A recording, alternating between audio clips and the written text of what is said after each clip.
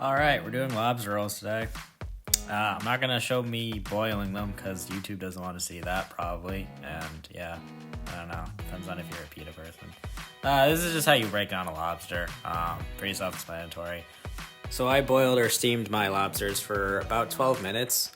There's gonna be this weird white stuff that comes out of the lobster. Don't panic. I panicked and Googled that it was fine. This lobster actually came out perfectly cooked. But yeah, now this is just a pain. This is what really sucks about lobsters. They're messy, but they're so delicious, but your meat yield is very low. I don't know. I'm actually also saving these shells, and I'm going to show you guys how to make a really dope lobster bisque. Again, just to make sure you're using every bit of the lobster, because I think that's one of the things about cooking that I like is when you are using live animals or stuff like that, it's respectful to the animal to use the entire thing rather than just parts of the animal for whatever dish you're gonna make. Yeah, so this is about 3 lobsters worth of meat. And it took a while to break down. Oh, I screwed up there. Oh. Yeah, again, there was no clean way for me to do this. I mean, I know a lot of YouTube videos probably show a clean way. I'm not that lucky. And it's pretty annoying, but yeah.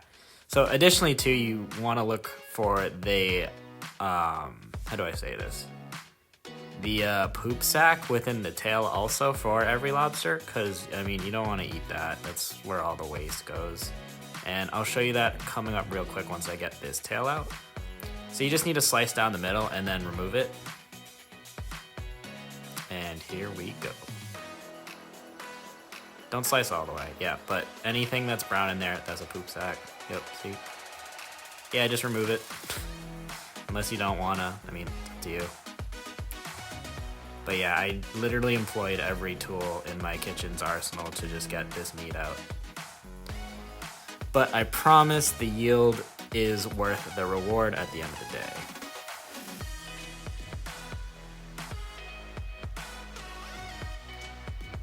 Alright, so additionally, we're going to be doing lobster rolls 2 ways. My girlfriend and I took a trip to Portland, and that was what kind of inspired me to be like, oh, I really want to make a dope-ass lobster roll. Rising Tide's a brewery, for those that aren't familiar with it. Really good, highly recommended if you're in the area.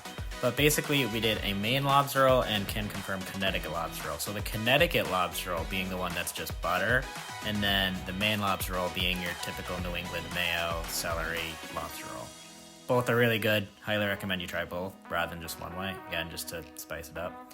But right here, we're just going to heat this lobster through because it's been a while in butter. We're not trying to brown the lobster. We're just trying to heat it through and infuse the butter here.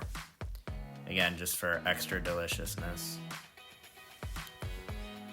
And I'm doing all the lobster meat because we're also going to combine the mayo for the other one. I just figured it would be nice to do it all. It's easier and to warm it up. I think everybody prefers a warm lobster roll versus a cold lobster roll. I mean, I prefer a warm one. I don't like cold food very much anyway, now that I'm thinking about it, but yeah. Alright, so just give these a stir again. We're not trying to get color here, so ideally just to keep it from overcooking too, because you don't want to waste all that time that you spent boiling your lobsters. And I give it a good shake. I don't know, do what you want. It's your lobster roll, but this is just how I do mine.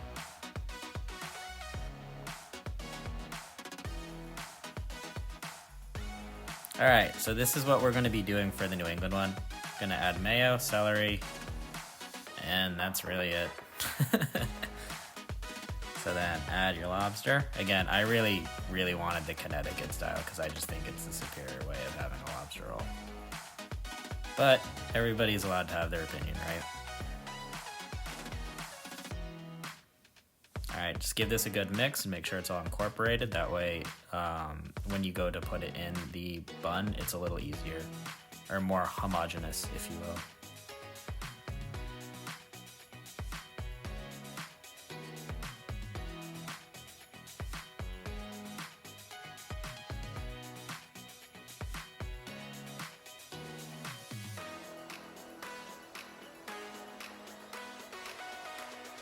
I also threw on some arugula here, I guess.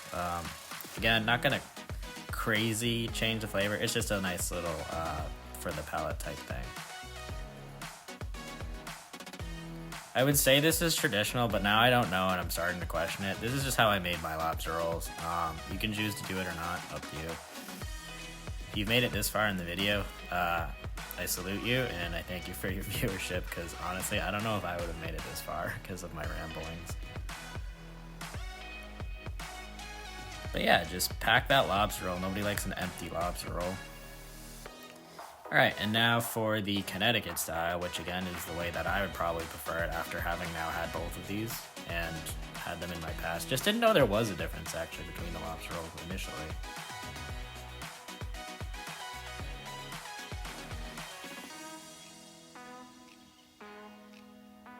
But yeah, is a lobster a bug?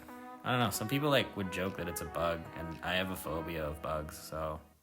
But I'll eat a lobster, I wouldn't eat an ant. But yeah, the meat is just so fresh and sweet.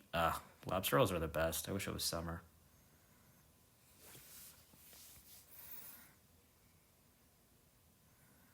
And this is the yield of 3 lobsters, so you can make about 4 small or medium lobster rolls. Depends on how tightly you pack them too. You could honestly probably make a lot more lobster rolls, but I like a packed lobster roll. It's not about the bread, it's about the meat.